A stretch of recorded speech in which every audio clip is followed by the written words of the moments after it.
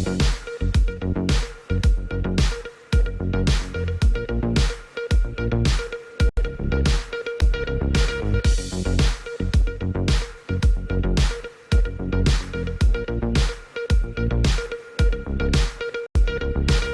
के समाचारों के प्रायोजक हैं खेमचंद पहलवान, पूर्व सदस्य उत्तर प्रदेश कांग्रेस कमेटी। नमस्ते, आप देख रहे हैं एमडी न्यूज। एमडी न्यूज के मेरदर्शन बुलेटिन में आप सभी का स्वागत है। आज के बुलेटिन के साथ मैं हूं निशा। खबरों को स्टार्ट करने से पहले दिन भर की कुछ खबरों के विषय में जानकारी देती चलूं। जी हां, सबसे पहले मैं आपको बताती चलूं, अग्निवीर परीक्षा आज हुई है, जिसको लेकर के काफी सुरक्षा व्यवस्था का ध्यान रखा गया। जाम की स्थिति ना बने इसलिए रूट डाइवर्ट भी किए गए। वहीं दूसरी ओर आपको बताती चलूं कि महाराष्ट्र में राष्ट्रीय लेवल पर खो खो प्रतियोगिता होने जा रही है, जिसमें उत्तर प्रदेश के कई जिलों के खिलाड़ी भाग लेंगे। उन सभी खिलाड़ियों को एमआईटी कॉलेज में खो खो कोच अशोक त्रिपाठी द्वारा जो है ट्रेनिंग दी जा रही है। उनकी कैंप लगा करके उनको तैयार किया जा रहा है, ताकि महाराष्ट्र पहुंचकर वो बहुत ही अच्छा अपना प्रदर्शन कर सके। साथ साथ संस्कार भारती में भी आज दीपावली परिवार महोत्सव का आयोजन किया गया, जिसमें सांस्कृतिक कार्यक्रमों का भी आयोजन किया गया और अंधकार को खत्म करके सभी परिवार एक साथ मिले। दीपावली का महत्व क्या है, इन सब चीजों पर सभी ने अपने अपने विचार रखे। दूसरी ओर मैं आपको बताती चलूं, युवाओं में बहुत सी समस्याओं के कारण डिप्रेशन के शिकार हो रहे हैं युवा, जिसमें डिप्रेशन का शिकार एक तारापुरी निवासी युवक कई दिन से लापता है। उसके परिवारजन दरबदर की ठोकरें खा रहे हैं। पुलिस पर आरोप लगा रहे हैं कि पुलिस द्वारा कोई भी कार्रवाई नहीं की जा रही। दूसरी ओर आपको यह भी बताती चलूं कि 14 नवंबर, जी हां, 14 नवंबर पंडित जवाहरलाल नेहरू का जन्मदिन होता है, जो बाल दिवस के रूप में पूरे देश भर में मनाया जाता है।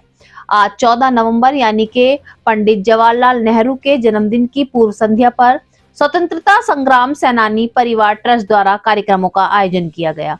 तो जुड़े रहे मेरठ दर्शन के साथ, देखते रहे मेरठ दर्शन। सबसे पहले नजर डालते हैं आज की हेडलाइंस पर, जिसके प्रायोजक हैं Zoom digital movie world. Meerut Darshan समाचारों के इस भाग के प्रायोजक हैं खेमचंद पहलवान, पूर्व सदस्य उत्तर प्रदेश कांग्रेस कमेटी व अध्यक्ष गांधी मार्ग व्यापार संघ मेरठ। 20 तारीख से 24 तारीख तक महाराष्ट्र में होने वाली सीनियर राष्ट्रीय खो खो प्रतियोगिता में भाग लेने वाले देश भर के खिलाड़ियों को खो खो कोच अशोक त्रिपाठी द्वारा एमआईटी कॉलेज में कैंप लगाकर दी जा रही ट्रेनिंग। मेरठ दर्शन की संवाददाता ने अलग अलग जिलों से आए हुए खिलाड़ियों व कोच से जाने उनके विचार।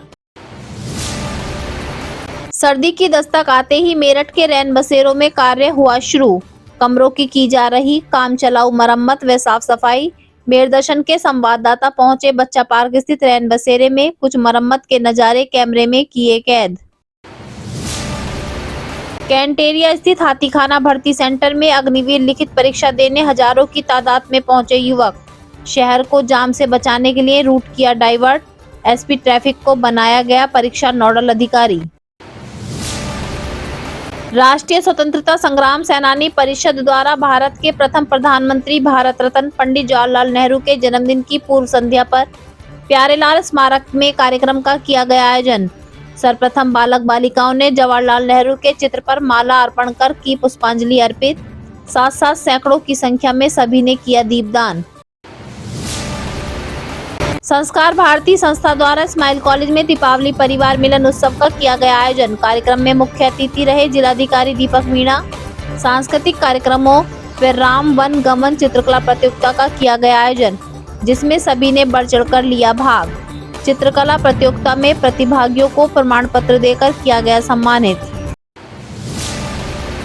थाना लिसाड़ी गेट क्षेत्र के तारापुरी कब्रिस्तान वाली गली से 29 अक्टूबर से लापता युवक के परिजन दरबदर की खा रहे ठोकरें। पुलिस पर लगा रहे कार्रवाई न करने का आरोप। युवक के परिजनों ने कहा, ढूंढ कर लाने वाले को दिए जाएंगे 2000 रुपए इनाम। यातायात माह में भी अपनी हरकतों से बाज नहीं आ रहे वाहन चालक, कर रहे लापरवाही। चौधरी चरण सिंह यूनिवर्सिटी के पास अल्टो गाड़ी को मालगाड़ी बनाने का वीडियो सोशल मीडिया पर जमकर वायरल। अब खबरें विस्तार से। जैसा कि आप सभी जानते हैं, मैं मेरठ दर्शन चैनल के माध्यम से लगातार बताती हूं कि पढ़ाई के साथ साथ ये अन्य कार्यों के साथ साथ खेलकूद भी बहुत जरूरी है। और हमारे मेरठ में बहुत सी ऐसी प्रतिभाएं छुपी हुई हैं जिनको निखारने का काम उनके कोच कर रहे हैं।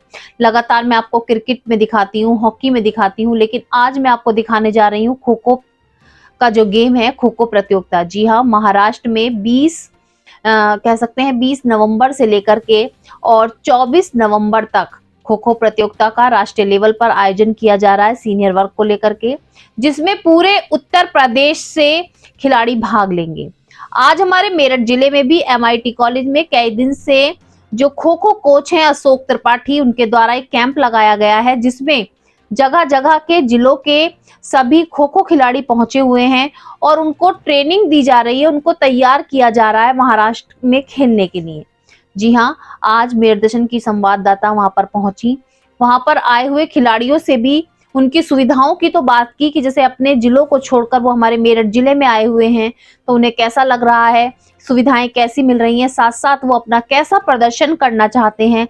महाराष्ट्र में खेलने का मौका मिला है तो वहां पर जाकर अपने देश का, अपने अपने जिले का और अपने कोच अशोक त्रिपाठी जी का भी नाम रोशन करना चाहते हैं। तो देखिए कि खिलाड़ियों ने क्या अपने विचार रखे। पहले में लगा जाए और अगर आपको टेंशन फील नहीं होती, आप एकदम रिलैक्स रहते हो, ठीक है, कूल रहते हो, जैसे कि MS धोनी रहता है कूल, कोई भी हो बॉलर कुछ भी हो, अगर आप रिलैक्स रहते हो तो आप लास्ट में लिखो, ओ लिख दो, ठीक है। और अगर आप रिलैक्स नहीं फील करते हो तो आप आर लिख दो, ठीक है। बॉक्स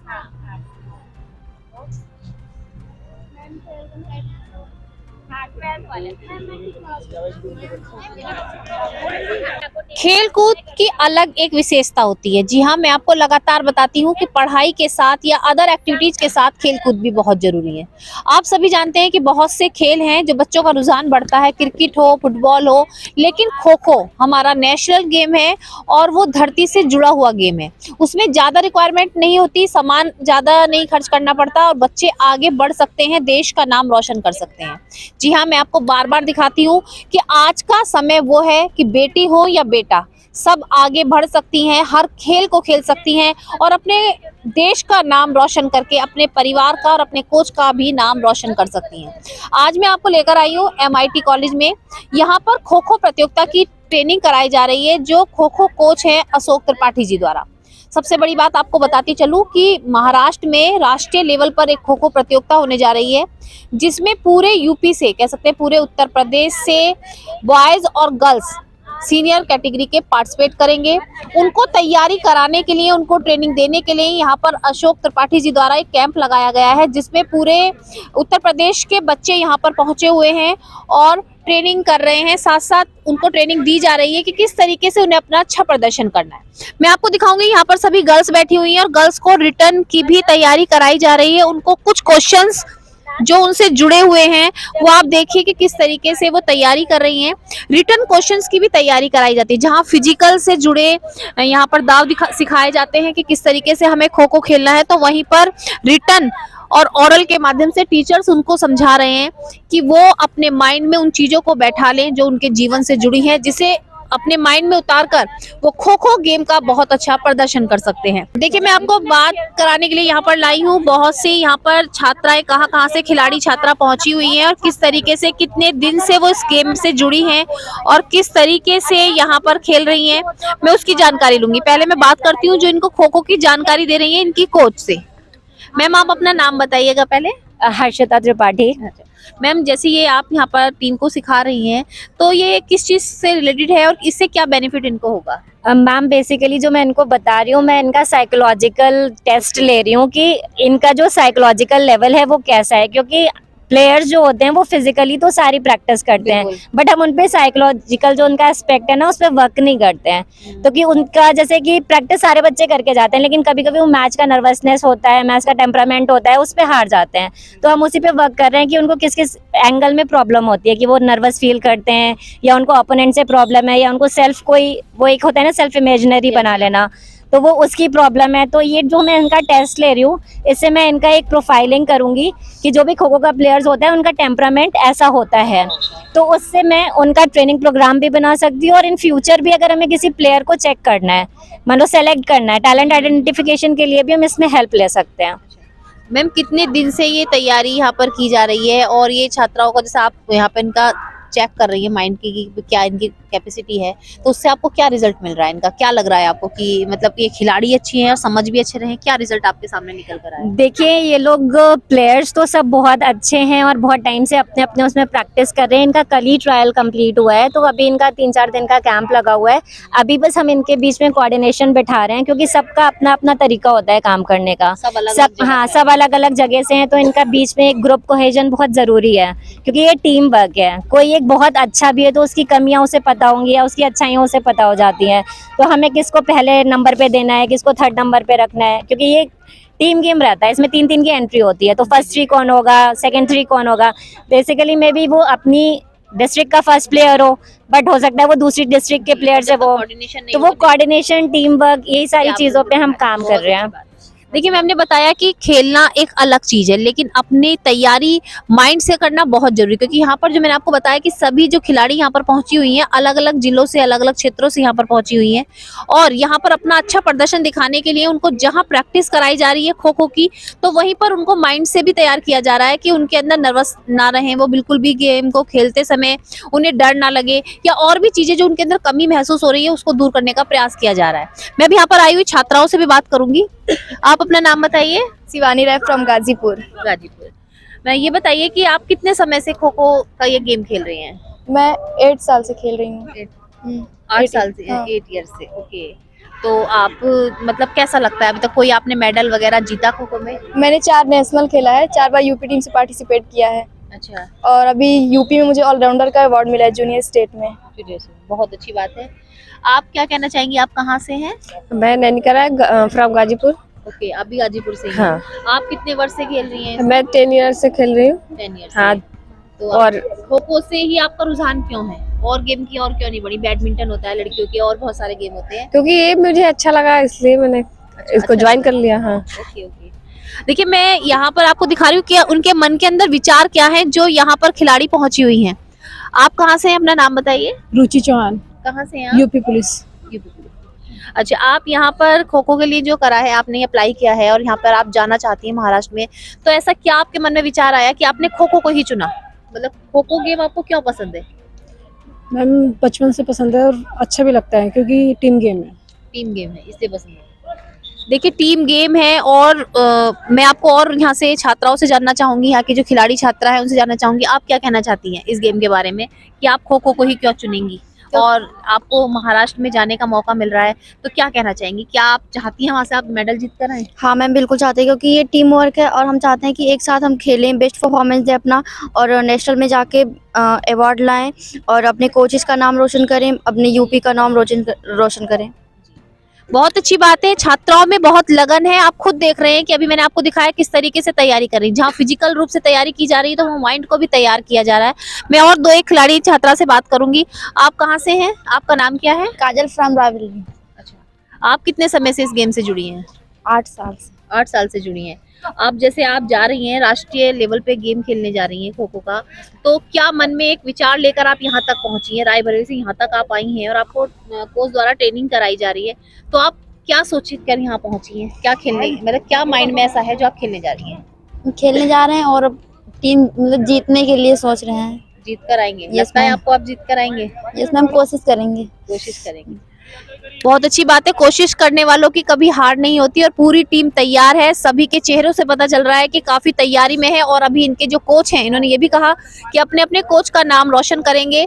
अशोक त्रिपाठी जी द्वारा इनको जो ट्रेनिंग दी जा रही है कैंप लगा करके, वाकई में ही बहुत अच्छा कार्य, सराहनीय कार्य कर रहे हैं कि अलग अलग क्षेत्रों से जो यहाँ पर खिलाड़ी पहुंच रहे हैं उनको तैयार करना बहुत बड़ी बात है, क्योंकि अपने ग्रुप को तैयार करना बहुत आसान काम है, लेकिन अलग अलग क्षेत्रों से पहुंचने के बाद उनको तैयार कराना वो एक चैलेंज होता है। तब देखते हैं क्या होगा कि टीम कहां तक खेल कर आती है, कौन सा मेडल जीत कर आती है।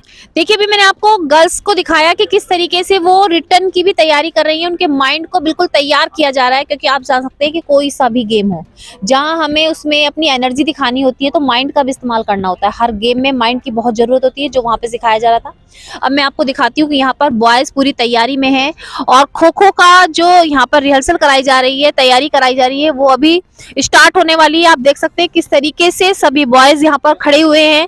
ये अलग अलग जगहों से यहाँ पर पहुंचे हैं ट्रेनिंग लेने के लिए, प्रैक्टिस करने के लिए, ताकि महाराष्ट्र में जाकर राष्ट्रीय लेवल पर खो खो का जो गेम है वो खेल सकें। आप देख सकते हैं पूरी तैयारी के साथ टीम बैठ भी चुकी है, खिलाड़ी बैठने के लिए पूर्ण रूप से तैयार हैं। यहाँ पर खिलाड़ियों को खिलाने के लिए पूरे रेडी हो चुके हैं। अब आप देख सकते हैं, मैं आपको दिखाऊंगी कि किस तरीके से खो खो की ट्रेनिंग में प्रदर्शन किया जा रहा है। आप खुद आइडिया लगाएंगे कि महाराष्ट्र पहुंचकर क्या रंग लाने वाली है खो खो की टीम। अब मैं आपको बॉयज टीम से रूबरू कराऊंगी, उनके विचार लूंगी कि यहाँ पर मेरठ तक हर क्षेत्र से बच्चे पहुंचे हैं, हर जिले से बच्चे पहुंचे हैं, तो उनको यहाँ पर आकर कैसा लग रहा है। अशोक त्रिपाठी जी द्वारा जो यहाँ पर ट्रेनिंग कराई जा रही है वो कैसी है, हर चीज की जानकारी आप तक दूंगी। आप अपना नाम बताइए पहले। सचिन चौधरी फ्रॉम गाजियाबाद। गाजियाबाद। आप कितने साल से यहाँ पर जो है ट्रेनिंग कर रहे हैं, मतलब खो खो को लेकर के ट्रेनिंग में हैं? मैं सन 2009 से खेल रहा हूँ। अच्छा। मुझे खेलते खेलते मैं टूर्नामेंट खेला हूँ, सीनियर भी और ऑल इंडिया भी टूर्नामेंट खेला हुआ हूँ। इस साल मतलब पिछले साल 2021 में ऑल इंडिया हुआ था, पूर्वांचल यूनिवर्सिटी से खेला था मैं ऑल इंडिया। देखिए, जैसे यहाँ पर बताया जा रहा है कि यहाँ पर आप सब एकत्रित हुए, अलग अलग जिले के यहाँ पर पहुंचे हुए हो, तो यहाँ पर व्यवस्था कैसी है? मैम सर के द्वारा व्यवस्था बहुत अच्छी दी हुई है। ग्राउंड भी बहुत अच्छे हैं हमारे लिए। सुबह हमारा ग्राउंड वर्क करने के लिए एक अलग ग्राउंड है, प्रैक्टिस के लिए अलग ग्राउंड है, और रूम वगैरह हमारे बहुत अच्छे दिए हुए हैं। एक रूम में 2 मेंबर रुके हुए हैं, ऐसे कोई इधर उधर नहीं है, सब मतलब जैसे कि हाँ फैसिलिटी बहुत अच्छी दी हुई है। खाने का भी सब कुछ बहुत अच्छा दिया हुआ है। देखिए, मैं यहाँ पर और खिलाड़ी हैं उनसे भी बात करूंगी और जानूंगी उनके विचार। जैसे कि अभी बताया कि गाजियाबाद से यहाँ पर पहुंचे हुए हैं और यहाँ पर हर सुविधा उनको मिल रही है। मैं आपसे जानना चाहूंगी, आपका नाम बताइए, आप कहाँ से हैं? ये मेरा नाम सोम शर्मा, मैं गाजियाबाद से हूँ। आप भी गाजियाबाद? जी मैम। जैसे यहाँ पर आपको रखा गया है तो कैसा लग रहा है? यहाँ पर आप अपने घर से इतनी दूर हैं और प्रैक्टिस के लिए पहुंचे हुए हैं, और यहाँ पर आपको सुविधाएं जो दी जा रही हैं वो कैसी हैं? नहीं मैम, अच्छी सुविधा दी जा रही है और यहाँ पर भी अपने फैमिली जैसा है। ये खो खो परिवार ही हमारा, सभी खिलाड़ी के भाई जैसे हम। एक अच्छा इन्वायरमेंट मिलता है, एक अलग लेवल का स्पोर्ट्स का इन्वायरमेंट मिलता है, जो यहाँ के आके मतलब हम सोचते हैं कि अभी प्रैक्टिस करनी है, एक साथ हंसी मजाक भी चलती है हमारी, और सुविधा तो बहुत अच्छी है। एक रूम में 2 बेड है, 2 लोग एक रूम में रुक रहे हैं, बहुत अच्छी चीज़ है। अच्छा, सबसे बड़ी बात व्यवहार। यहाँ पर आप पहुंचे हैं तो जो अशोक त्रिपाठी जी कोच हैं, उनका व्यवहार आपके साथ कैसा है? ऐसा होता है ना कि नया कोच आपको एकदम से मिल जाते हैं तो थोड़ा सा व्यवहार में कुछ कॉम्प्रोमाइज करना पड़ता है, तो यहाँ पर आप क्या कहेंगे इनके? मैम व्यवहार बहुत अच्छा सर हमें मोटिवेट करते रहते हैं, जगह जगह पर सबको एक साथ रखते हैं, मतलब जगह जगह पर मोटिवेट करते हैं कि आपको अब ये करना है, आपको अब इस तरीके से मेहनत करनी है, आपको इस टाइम पर ये करना है, आप आगे इस तरीके से जाओगे। मतलब जगह जगह बताते रहते हैं कि आपको यहाँ करोगे, इस तरीके से मेहनत करोगे तो आप इस तरीके से आगे जाओगे। चीज़ें हमको मोटिवेट करते रहते हैं, खाली हमको ही नहीं बाकी सभी को भी मोटिवेट करते रहते हैं। जी। अब जैसे आप महाराष्ट्र में जाने वाले हैं खेलने के लिए, तो क्या मन में ऐसा सोच के चले कि हम वहाँ जाएंगे, तो क्या विचार है मन में? मतलब कुछ सोच के तो एक टारगेट होता है हमारा। हम जैसे सब प्रैक्टिस करा रहे हैं, उस प्रैक्टिस के जो भी हमें मेहनत कर, जो स्किल वर्क कराया जा रहा है, उसका पूरा एफर्ट लगा के वहाँ आके जीते मैच जीतना है। देखिए, खिलाड़ियों के जो विचार है वो मैं आप तक पहुंचा रही हूँ। सबका मानना यही है कि वो मेहनत सर के द्वारा इतनी कराई जा रही है, उनके कोच के द्वारा इतनी मेहनत कराई जा रही है, तो वो जरूर जीत कर आएंगे। मैं और 1-2 जो खिलाड़ी हैं उनसे बात करूंगी। आप अपना नाम बताइए। जी, मेरा नाम सुरेश कुमार। कहाँ से हैं आप? जी, मैं प्रयागराज। प्रयागराज से। कब से आप खो खो में खेल रहे हैं? क्या आप खो खो के मतलब आपने बाहर नेशनल भी खेला है, इंडियन खेला है, क्या खेला है अभी तक? जी, मैं एक बार इंडियन इंग्लैंड टेस्ट सीरीज, अच्छा। अभी हाल ही में अल्टीमेट लोग खो खो लीग हुई, इसमें मैं उड़ीसा जगन्नाथ्स की टीम में था और हमारी टीम विनर हुई। आप खो खो से ही क्यों जुड़े? भाई बॉयज के लिए तो और भी खेल होते हैं, क्रिकेट भी होते हैं, फुटबॉल भी होती है, लेकिन खो खो को ही क्यों चुना? जब मैं छोटा सा था तो स्कूल टाइम में ऐसे ही देख के मतलब खेलते थे बच्चे ग्राउंड में, तो मैं गया था तो वहाँ पे देखा तो मुझे अच्छा लगा गेम, क्योंकि ये मिट्टी से जुड़ा खेल है, इसमें पैसे वैसे लगता नहीं, तो इसीलिए ज़्यादा पसंद आया ये गेम। देखिए, खिलाड़ियों के विचार कि मिट्टी से, जमीन से जुड़ा ये गेम है और इसीलिए सबको ये पसंद आया कि इससे जुड़े, क्योंकि इसमें ज़्यादा इन्वेस्ट नहीं करना, केवल अपनी बॉडी की एनर्जी का इस्तेमाल करते हुए, अपने माइंड का इस्तेमाल करते हुए इस गेम को खेला जाता है। तो हर खिलाड़ी ये खेलने के लिए तैयारी कर रहा है। मैं और जानकारी लूंगी। आप अपना नाम बताइए। जी, मेरा नाम रितेश राय है। आप कहाँ से हैं? गाजीपुर से। गाजीपुर से। आप क्या कहना चाहेंगे? खो खो में आपको जो है महाराष्ट्र में खेलने का मौका मिल रहा है, तो इसका श्रेय किसको देना चाहेंगे आप? जी, सबसे पहले तो मैं इसका श्रेय अपने कोच साहब को देना चाहता हूँ, और इतना अच्छा उन्होंने कैंप हम लोगों को प्रैक्टिस दे रहा है, और हम आशा करते हैं कि उनका मतलब हम लोग को जितना प्रैक्टिस दे रहे हैं तो उनका मेहनत हम लोग गवा नहीं जाने देंगे। देखिए, खिलाड़ी अपने अपने विचार रख रहे हैं और उनका ये कहना है कि जिस तरीके से कैंप लगाकर उनको मेहनत कराई जा रही है, वो उस मेहनत को बेकार नहीं होने देंगे, नाम रोशन करके ही लौटेंगे। बहुत अच्छी बात है, अभी से ऐसे विचार है। मैं आपसे जानना चाहूंगी, आप अपना नाम बताइए सबसे पहले और कहाँ से हैं ये बताइए। मेरा नाम बालमुकुंद तिवारी है। उत्तर प्रदेश पुलिस में इसमें खो खो का प्रैक्टिस चल रहा है। अच्छा पहली बार उत्तर प्रदेश पुलिस में खो खो आया है। इसका प्रैक्टिस लखनऊ में चल रहा है इस समय। अच्छा, तो आप उसमें भी पार्टिसिपेट करते हैं? जी मैम। वैसे आप खो खो को अभी पुलिस से जुड़े हैं, जब से ही जानते हैं या पहले से मतलब नहीं, से स्कूल खेलते हैं? टाइम में 1 साल लगभग खेला था मैंने। अच्छा, उसके बाद फर्स्ट टाइम में खो खो आया उत्तर प्रदेश पुलिस में, तो जिसमें मांग आई तो मैंने तुरंत भर दिया। और अब जैसे आपको महाराष्ट्र में खेलने का मौका मिल रहा है, तो आप क्या एक एम क्या है आपके मन में, एम क्या लेकर चलना चाहेंगे? मैम, कोच साहब द्वारा जो प्रैक्टिस कराई जा रही है, उनके उम्मीदों पे खरा उतरने का प्रयास पूरी तरह किया जा रहा है हमारे द्वारा, और हम वहाँ जाके बेहतर प्रदर्शन करेंगे और जीत हासिल करेंगे। देखिए, बहुत अच्छी बात है। हर खिलाड़ी का एम यही है कि बहुत अच्छी प्रैक्टिस कराई जा रही है, कैंप लगाकर प्रैक्टिस कराई जा रही है, तो हर खिलाड़ी जीतना चाहता है, नाम रोशन करना चाहता है। आपसे जानना चाहूंगी, आपका नाम और आप कहां से हैं? मैम, सबसे पहले आपको बहुत बहुत धन्यवाद देना चाहता हूँ। आप हमारे खिलाड़ियों के बीच आकर हमारे खो खो को बहुत डेवलपमेंट करना चाहती हैं, और इसके बाद हम अपने दोनों कोच और तीनों को बहुत बहुत धन्यवाद देना चाहता हूँ कि जो इतने अच्छे सेलेक्टर हैं। और अभी हमारे सर विनय सर हैं, उन्नीस सर और राधे सर हैं, और ऑर्गेनाइजेशन सर जी हैं, इन्होंने हमें हर चीज़ प्रोवाइड करवा रहे हैं। एक जैसे खो खो को डेवलपमेंट करना, अभी हमारे विनय सर जी ने अभी उड़ीसा टीम को गोल्ड बनाया, ultimate kho kho first time. Orissa की टीम अभी first time ultimate kho kho हुआ खो खो, और उन्होंने ज़मीन से, ये मैम ज़मीन स्तर से उठ के खो खो बहुत ऊपर गया जी। इन्होंने first time ultimate kho kho हुआ, हमारे कोच साहब ने गोल्ड मरवा दिया। इससे बड़ा कोच हमें कहाँ मिलेगा मैम उत्तर प्रदेश में।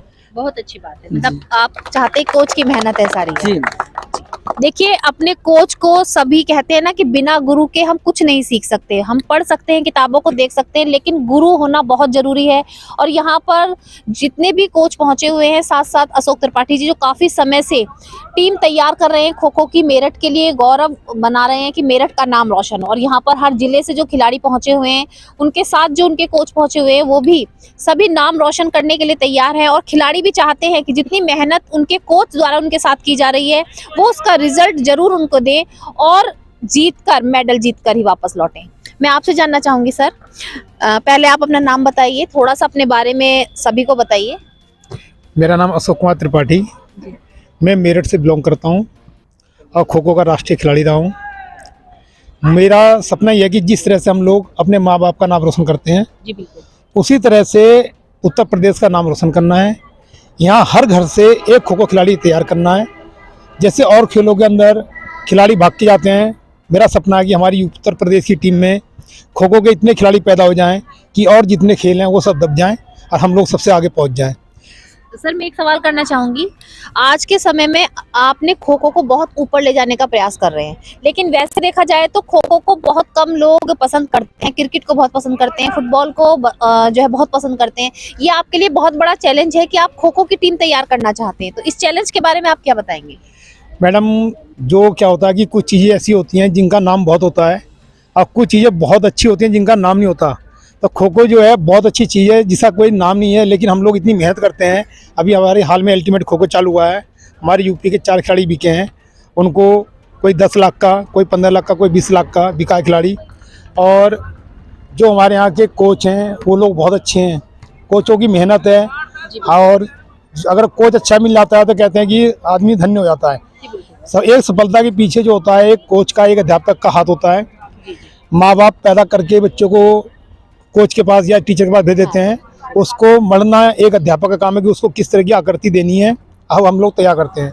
तो मेरा सपना ये है कि जो हमारे खो खो से पूरे उत्तर प्रदेश के खिलाड़ी आए हैं, मैं ये सोचता हूँ कि ये जितने भी खिलाड़ी हमारे पास आए हैं ये इतनी आगे तक पहुँचें कि अपने माँ बाप का नाम रोशन करें। और हाल में ही खो खो फेडरेशन ने जो भी टीमें नेशनल के अंदर पार्टिसिपेट करेंगी, पर प्लेयर को 5,000 रुपये मंथली देंगी उनकी डाइट के लिए, जिससे कि वो अपनी डाइट अच्छी कर सकें और अपने खेल का अच्छा विकास कर सकें। अभी हाल में हमारी सब जूनियर की टीम गई थी महाराष्ट्र खेलने के लिए, जहां उन्होंने 3rd प्लेस मारा है और 15 प्लेयर गए थे हमारे। उन 15 प्लेयर को 5,000 रुपये मंथली उनके अकाउंट में आएगा और वो लोग उस डाइट से अपना काम चलाकर अपने खेल का अच्छा विकास करेंगे। और हमारे साथ जो NIS कोच हैं वो लोग भी उपस्थित हैं, आप उनसे भी जानकारी थोड़ी ले सकते हैं। देखिए अशोक त्रिपाठी जी जो खो खो को बहुत ऊंचाइयों तक देखना चाहते हैं, हर घर में खो खो का एक खिलाड़ी बनाना चाहते हैं कि हर घर से ऐसी प्रतिभा निकल कर बाहर आए, सभी प्रतिभाओं को ढूंढकर इकट्ठा करें और अपने देश का नाम रोशन करें। बहुत अच्छी बात है कि ऐसे कोच यहाँ पर हैं, हमारे मेरठ में ऐसे कोच हैं जो चाहते हैं कि एक टीम पूर्ण रूप से तैयार की जाए और हर देश में पहुंचने के बाद हमारे हर क्षेत्र का बच्चा अपना नाम रोशन करके लौटे। यहाँ पर भी जो इतने खिलाड़ी पहुंचे हुए हैं ये पहुंचना चाहते हैं ऊंचाइयों पर और इसमें सबसे बड़ा हाथ होता है कोच का। अब मैं बात करूंगी गोरखपुर से भी यहाँ पर कोच पहुंचे हुए हैं और ट्रेनिंग करा रहे हैं, तो उनसे भी जानकारी लूंगी कि किस तरीके से बच्चों को क्या चीज जरूरी होती है खो खो में। सर पहले आप अपना नाम बताइए। मेरा नाम विनय कुमार जायसवाल है। मैं डिप्लोमा किया हूँ NIS 2017 में और इस खेल से जुड़ा हुआ हूँ 1999 से। तो मेरा पूरा प्रयास और मेरा पूरा मानना यही है कि मैं जितना अधिक खो खो को बढ़ा सकता हूँ उसको बढ़ाता हूँ और इसके लिए मैं भारतीय खो खो संघ के महासचिव MS त्यागी सर और अध्यक्ष सुधांशु मित्तल सर का मैं धन्यवाद देता हूँ कि लगातार वो खिलाड़ियों के लिए उत्तर प्रदेश में अपनी कृपा और आशीर्वाद बनाए हैं, कि अच्छा सपोर्ट कर रहे हैं हमें कि हमारे खेल को आगे बढ़ाया जा सके। मैं एक चीज जानना चाहूंगी, जैसे हर खेल में कुछ एक पॉइंट होता है, तो इस खो खो में ऐसा क्या पॉइंट है जो अगर खिलाड़ियों को सिखा दिया जाए तो खिलाड़ी जरूर ही जीतता है? हम अगर बात करें किसी एक पॉइंट की तो हमारे खो खो में तो ऐसा नहीं है, बट हमारे मोटर एबिलिटी की बात करें अगर तो हमारे मोटर एबिलिटी में सबसे ज़्यादा हमें स्पीड और स्ट्रेंथ की ज़रूरत होती है, जिससे कि हम खो खो में इतनी एजिलिटी की आवश्यकता होती है कि जिससे हम स्पीड से गेन करके स्पीड को तोड़ करके हम एजिलिटी में कन्वर्ट करते हैं, जो हमारे खो खो में सबसे ज़्यादा बेनिफिट होती है। हाँ, एनर्जी के लिए बहुत ज़्यादा बेनिफिट होती है, जिससे हमारे खिलाड़ियों को बेनिफिट मिलता है उसमें। जी अभी तक आप कितने खिलाड़ी लगभग तैयार कर चुके हो? मैम अभी तक तो मैं यूपी में मैं पहली बार काम कर रहा हूँ। इससे पहले मैं अदर स्टेट में काम किया हूँ। मैं अभी साई में पोस्टेड था खेलो इंडिया में, तो वहाँ पे मेरे 22 बच्चे थे और हाल ही में एक अभी जैसे प्रो कबड्डी और IPL के तर्ज पे अल्टीमेट खो खो लीग कराया गया था, तो उसमें कुल 25 बच्चों को मैंने कोचिंग दिया था और जिसमें फर्स्ट टाइम ये लीग कंडक्ट हुआ और आशीर्वाद रहा ऊपर वाले का कि वो विनर हुए हम। जी देखिए अभी जैसा कि बताया था कि कोच अगर अच्छा हो, क्योंकि हमें गुरु की जरूरत होती है, एक मिट्टी होती है, माता पिता जन्म देने के बाद चाहते हैं हमारा बच्चा ऊंचाइयों पर जाए, लेकिन ऊंचाइयों पर जाने के लिए उसको एक गुरु की जरूरत होती है और गुरु चाहे वो शिक्षा से जुड़ा हो या किसी खेल से जुड़ा हो, क्योंकि बिना गुरु के कोई भी शिक्षा नहीं मिल सकती। और यहाँ पर मैंने अभी आपकी बात कराई अशोक त्रिपाठी जी से, फिर उत्तराखंड से पहुंचे हुए कोच से भी यहाँ बात, गोरखपुर से पहुंचे हुए कोच से भी आपकी बात कराई। वहीं मैं अब और थोड़ी सी जानकारी लूंगी। सर अपना नाम बताइए और आप कहाँ से हैं ये बताइए। राधे श्याम यादव फ्रॉम गाजीपुर। अच्छा सर, आप कितने समय से खो खो कबड्डी से NIS हैं 2007-8 बैच के। अच्छा। और मैं 17 नेशनल खेला हूँ खो खो से, 5 बार यूपी टीम के कैप्टन रहा हूँ, जूनियर में भी सीनियर में भी 2 बार रहा हूँ। जी। अब आप क्या चाहते हैं, जो खेल को आप तैयार कर रहे हैं तो मन में क्या है कि बच्चों को किस मन में हम लोग का ये है मैडम कि खो खो ये मिट्टी का गेम है। जी बिल्कुल। अब मिट्टी से हम लोग मैट तक पहुंच गए। ये हमारे खो खो फेडरेशन इंडिया के जनरल सेक्रेटरी MS त्यागी सर, सुधांशु मित्तल सर अध्यक्ष, इन लोग की देख रेख में खो खो बहुत ऊपर गया।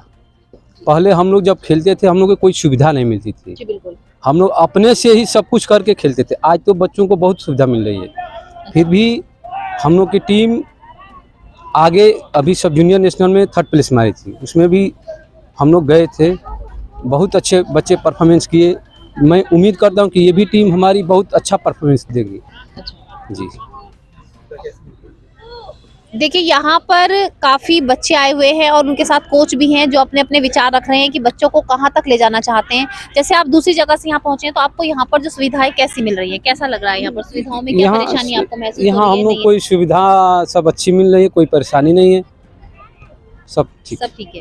व्यवहार जैसे कहते हैं कि नई जगह पर जाते हैं तो हमें बड़ा अजीब सा लगता है नई जगह ये तो हम लोग का एक खो खो परिवार है, हम लोग हर जगह एडजस्ट करके चलते हैं और यहाँ अच्छा है, ऐसा कुछ नहीं।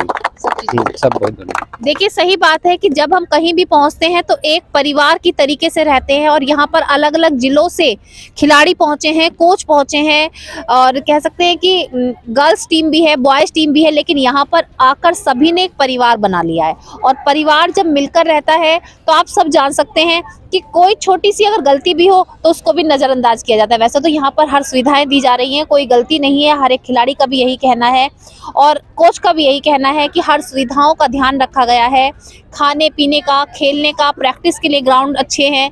तो आप देख सकते हैं कि चाहते हैं कि जरूर जमीन से जुड़े इस खेल को ऊंचाइयों पर पहुंचाना, और हर कोच जो है पूरी मेहनत कर रहा है खिलाड़ियों को ऊपर पहुंचाने के लिए। सर, मैं आपका भी नाम जानना चाहूंगी और आप जो है कहाँ से हैं ये बताइए। मेरा नाम उनीश कुमार, मैं देवरिया से हूँ और खो खो से मैंने NIS किया हुआ है 2017 बैच में। 2017 बैच जी। तो आप यहाँ पर कितने अपने साथ खिलाड़ी लेकर आए हैं यहाँ पर? जी, हमारे ग्राउंड से 4 खिलाड़ी हैं जो ऑलरेडी इस समय यूपी टीम के कैंप में हैं।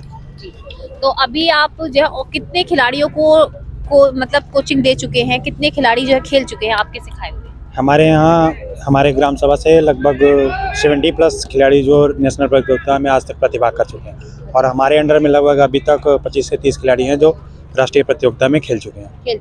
जी। तो इस वाली टीम के लिए, इन खिलाड़ियों के लिए आप क्या कहना चाहेंगे? इन खिलाड़ियों के लिए बस हम इतना कहना चाहेंगे कि जो हमारे अभी ये कैंप कंडक्ट हो रहा है, इससे पहले की कैंप में जो हम लोग को सुविधाएं मिलनी चाहिए थी वो इससे पहले नहीं हो पाती थी, बट अभी हमारा गेम इतना आगे निकल चुका है।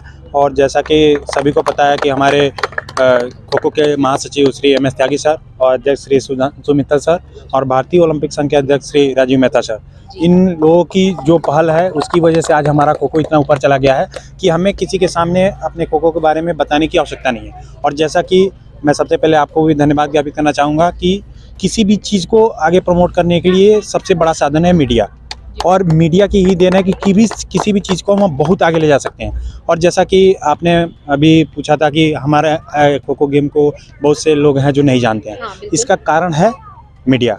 और हम हर जगह हम लोग ये प्रयास कर रहे हैं कि जैसे मीडिया है हमसे मिले या हम लोग मिल रहे हैं ताकि हमारे गेम को प्रमोट किया जा सके। और हमारा हमारा गेम इतना आगे निकले कि जैसा कि आज के डेट में क्रिकेट है, हर गली गली में लोग जानते हैं, लेकिन आने वाले समय में ऐसा होगा कि खो खो को भी लोग हर गली में देखेंगे, हर गली में खिलाड़ी मिलेंगे खो खो। बहुत अच्छी बात है, बहुत अच्छी सोच है।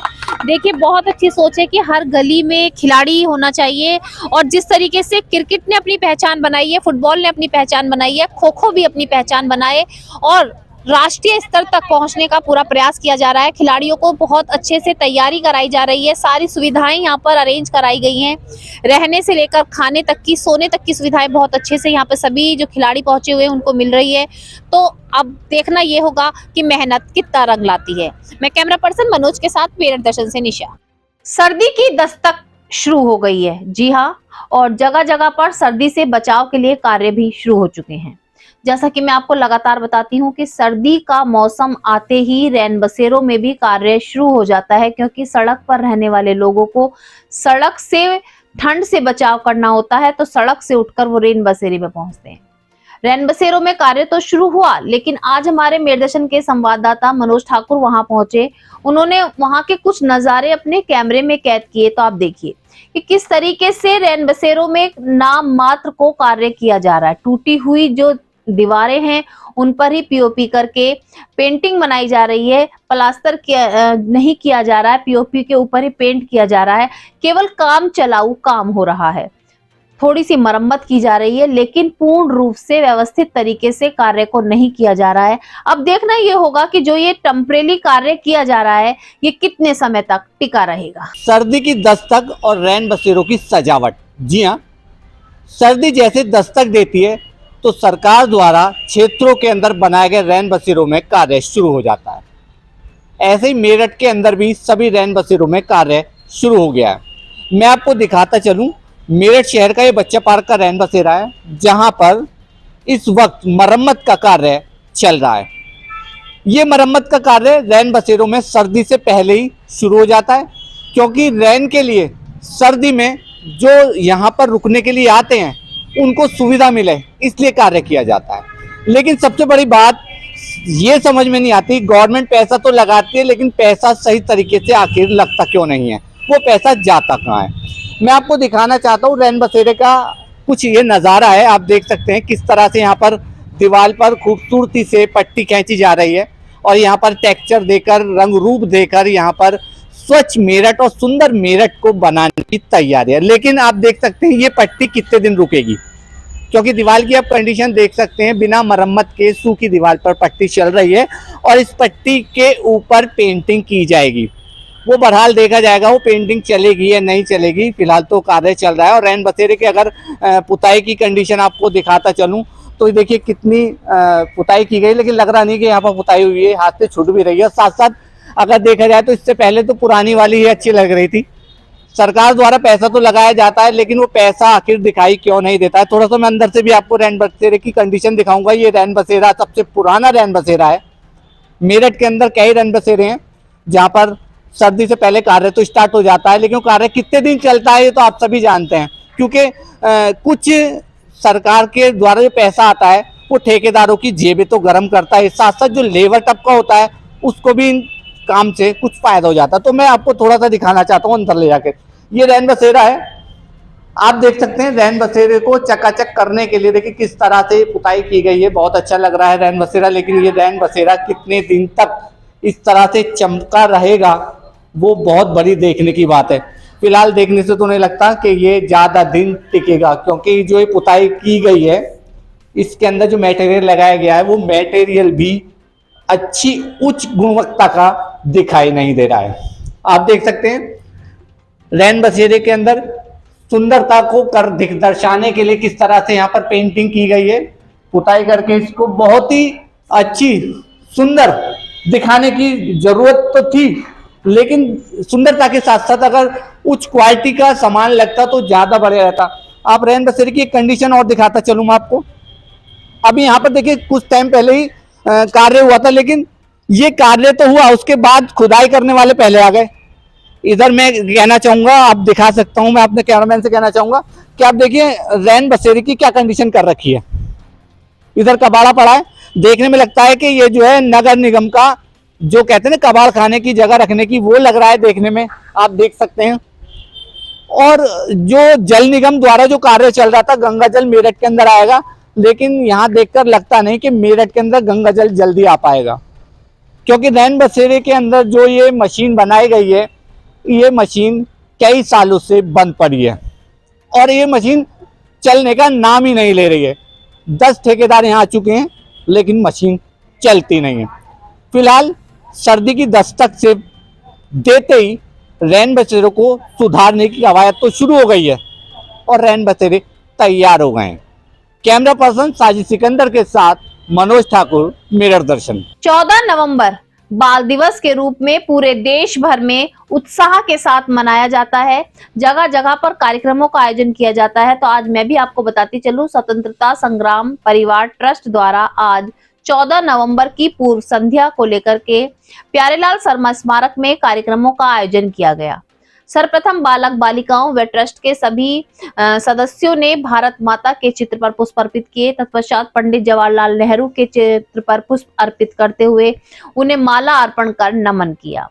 सांस्कृतिक कार्यक्रमों का भी आयोजन किया गया। आए हुए बालक और बालिकाओं ने पंडित जवाहरलाल नेहरू के जीवन पर अपने अपने विचार रखे। सभी ने बताया कि नेहरू जी को बच्चों से बहुत प्यार था, जिसको लेकर के उनके जन्मदिन को बच्चों के रूप में, बाल दिवस के रूप में, बच्चों से स्नेह के रूप में ही मनाया जाता है। आज हम बाल दिवस के रूप में पंडित जवाहरलाल नेहरू जो भारत के प्रथम प्रधानमंत्री रहे, उनका जन्मदिन का आयोजन हमने आज बालकों को पुरस्कृत कर उनमें, क्योंकि वो पंडित जी को सभी बालक जो हैं चाचा नेहरू के नाम से पुकारते हैं और नेहरू जी को बच्चे बहुत प्रिय थे। उन्हें 2 ही चीज़ प्रिय थी, बच्चे और गुलाब का फूल। और उन्होंने भारत का औद्योगिकरण में औद्योगिक क्रांति भारत में लाए। भारत में उनके प्रधानमंत्री जब वो बने, जब देश आज़ाद हुआ, उससे पहले ऐसा कहा जाता है कि सुई का तक का निर्माण नहीं होता था और उन्होंने औद्योगिक क्रांति लाए भारत में। और उसी परंपरा को आज जितनी भी सरकारें आ रही हैं भारत में, उसी परंपरा को आगे बढ़ा रही हैं और इस प्रकार से भारत जो है पूरी अर्थव्यवस्था में, संसार की अर्थव्यवस्था में अपना प्रमुख स्थान बनाता जा रहा है। दीपावली का पर्व जा चुका है, लेकिन उसके बाद भी दीपावली महोत्सव अभी भी जगह जगह पर मनाए जा रहे हैं। आज मैं आपको बताती चलूं, संस्कार भारती, जी हाँ, ये वो संस्था है जो सबको परस्पर मिलन सिखाती है, सबको एक साथ जोड़कर चलने का प्रयास करती है। आज भी संस्कार भारती संस्था द्वारा दीपावली पर्व के उपलक्ष्य में पारिवारिक मिलन महोत्सव कार्यक्रम का आयोजन किया गया, जिसमें सभी परिवार एक साथ एकत्रित हुए। सबने एक दूसरे को संबोधित करते हुए दीपावली की जहां शुभकामनाएं दी, साथ साथ सभी ने बताया कि दीपावली का पर्व सबके जीवन से अंधकार को हटाने के लिए आता है। सभी के जीवन से अंधकार को हटाकर प्रकाशमान करने के लिए इस पर्व को मनाया जाता है। साथ साथ आज बहुत से सांस्कृतिक कार्यक्रम भी किए गए, बहुत से ग्रुप आए हुए थे जिनके द्वारा सांस्कृतिक कार्यक्रमों का आयोजन किया गया, प्रतियोगिताओं का आयोजन किया गया। प्रतियोगिता में राम वन गमन प्रतियोगिता का आयोजन किया गया, जिसमें बहुत सुंदर सुंदर पोस्टर बनाए गए। उन पोस्टर्स में प्रथम द्वितीय तृतीय आने वाले सभी छात्र छात्राओं को पुरस्कृत भी किया गया, साथ साथ सभी को सम्मान पत्र देकर सम्मानित भी किया गया।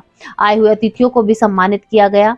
आज की जो कार्यक्रम संरक्षक थी डॉक्टर दिशा दिनेश, उन्होंने कार्यक्रम की जानकारी देते हुए कहा कि संस्कार भारती संस्था द्वारा समय समय पर कार्यक्रमों का आयोजन किया जाता है और इन कार्यक्रमों को आयोजन करने का मेन मकसद यही होता है कि सब में परस्पर मेल रहे, सभी जुड़े और सभी के अंदर की छुपी हुई प्रतिभाओं को बाहर निकाला जा सके। आज हमारे यहाँ दीपावली परिवार मिलन समारोह है, जिसमें सभी परिवारों का एक साथ बैठना, मिलना और आगे जो हमारा पूरा वार्षिक उत्सव होते हैं उन सब के बारे में चर्चा।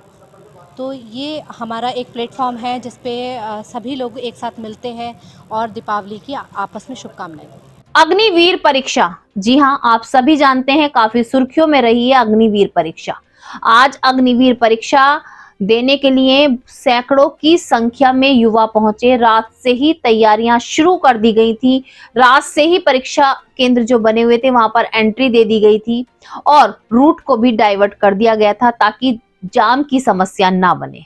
अब मैं आपको बताती चलूं कि बेरोजगारी या अन्य समस्याओं के कारण युवाओं में डिप्रेशन काफी बढ़ता जा रहा है। जी हाँ, ये कोई आम बात नहीं है, ये बार बार सामने आ रहा है कि युवा परेशानी के चलते डिप्रेशन का शिकार हो रहे हैं, साथ साथ कहीं पर बहुत सी घटनाओं को अंजाम दे रहे हैं। आज ही मैं आपको बताती चलूं, तारापुरी कब्रिस्तान वाली गली से 29 अक्टूबर से एक युवक लापता है। उसके परिजन दरबदर की ठोकरें खा रहे हैं। पुलिस में कंप्लेंट कराई गई है, लेकिन परिवारजनों का आरोप है कि अभी तक पुलिस ने कोई ठोस कार्रवाई नहीं की है। उनका पुलिस का कहना है कि 18 साल से कम उम्र के बच्चे को ढूंढा जाता है। बच्चा जवान है इसलिए उसको नहीं ढूंढा जाएगा, लेकिन परिवारजनों का कहना है कि बच्चा जवान जरूर है, बालिग जरूर है, लेकिन वो डिप्रेशन का शिकार है और डिप्रेशन की गोलियां भी खा रहा था। 2 दिन से गोली नहीं खाई थी, जिसके कारण से काफी परेशान चल रहा था और अचानक से लापता हो गया। उन्होंने आज मीडिया के माध्यम से सभी को ये भी कहा है कि जो उनके परिवार के इस युवक को ढूंढ कर लाएगा उसे 2000 रुपए का इनाम भी दिया जाएगा। 29 तारीख की सुबह को गया वो 8:30 बजे। यहाँ का मुस्ताद वाली गली नंबर 4 है जहाँ मैं रहती हूँ। तो कुछ कहा सुनी हुई थी क्या बेटे के साथ में? कुछ कहा सुनी नहीं, मेरा तो बच्चा तबीयत खराब है, मुझसे कुछ नहीं कह सकती, मुझे गुस्सा आता है। अच्छा। वो कुछ नहीं कहते उसे, हम कोई कुछ नहीं कहता उससे। जब चाय मांगते हैं तभी चाय देते हैं, रात को 2 बजे चाय मांगते हैं, रात को 2 बजे चाय देते हैं मुझसे। बच्चे का क्या नाम है? उसका नाम मोहम्मद शाहजेब है। तो चाय का बहुत शौक है उसे। अच्छा, इसकी आपने पुलिस में सूचना दी है? जी हाँ, मैं सूचना दी 29 तारीख की 12:15 बजे सूचना दे दी, क्योंकि मेरे बच्चे के रुकते नहीं है। 8 बजे 7 बजे घर पे आ जाते हैं दोनों, कहीं नहीं रुकते, क्योंकि अब नानी का घर रहा नहीं। फिर नानी का घर था तो वहाँ से भी 7-8 बजे 9 बजे आता मैं तो खाना खा के, मगर अब तो 6 बजे अपने घर पे आ जावे। वो तो जब 11:30 हुए, मैं शादी में जाना था जो पेरिस में, ये भैया आए दिल्ली से, मैंने इन्हें बताया है। तो फिर ये मेरे साथ 11:45 बजे इनके साथ में तुम्हारा थाने में वो एप्लीकेशन लगा के आए, हम थाने में रिपोर्ट करा के आए। तो उन्होंने मेरे एप्लीकेशन को कहा, वो बताते रहे, ये लिखता रहा, तो हमने दिया। तो उन्होंने कहा फ़ोटो दो, फिर हमने फोटो तो हमने सुबह को देंगे आपको। अच्छा, पुलिस ने मदद कर रही है? पुलिस नहीं, पुलिस ज्यादा मदद नहीं कर रही, पुलिस तो ज्यादा मदद नहीं कर रही। वो कह रहे हैं 18 साल का लड़का से कम जो उम्र की लड़का होता है, लड़की होती है, उसको देखते हैं। मैंने उनसे कहा इसे भी 18 साल कम की उम्र को वाले हो, सब उसमें समझो ये जब बीमार है, ये डिप्रेशन में है। 18 साल से कम की उम्र वाले बच्चे क्या कोई गोली वगैरह लेता था क्या? हाँ, एक गोली खाता है डिप्रेशन की, तबियत खराब, डॉक्टर बिल्तागी को दिखा रखा, पर्चे हैं दवाई के उसके। दुर्घटना से बचाव के लिए यातायात के नियमों को बनाया जाता है। यातायात के नियमों का पालन करना बहुत जरूरी होता है ताकि हमारे साथ कोई भी अप्रिय घटना ना हो। लेकिन उसके बाद भी कुछ वाहन चालक इन नियमों को तार पर रखकर कार्य कर रहे हैं। जी हाँ, ताक पर रखकर कार्य कर रहे हैं। मैं आपको बताती चलूं, आज भी चौधरी चरण सिंह यूनिवर्सिटी के पास एक कार को मालगाड़ी बनाकर ले जाते हुए वीडियो जमकर वायरल हो रहा है। कार में काफी सामान भरा हुआ था, उस सामान को ले जाया जा रहा था, ऐसा लग रहा था जैसे वो मालगाड़ी बनी हुई है। ये वीडियो सोशल मीडिया पर जमकर वायरल हो रहा है। पुलिस जांच में लगी हुई है कि जहां यातायात वहां चल रहा है, सभी को जागरूक किया जा रहा है और जगह जगह पर चेकिंग अभियान भी चलाया जा रहा है। उसके बाद भी कुछ वाहन चालक अपनी हरकतों से बाज नहीं आ रहे। आज की मेरे दर्शन बुलेटिन में बस इतना ही। तेज और ताजा खबरें जानने के लिए देखते रहिए मेरे दर्शन।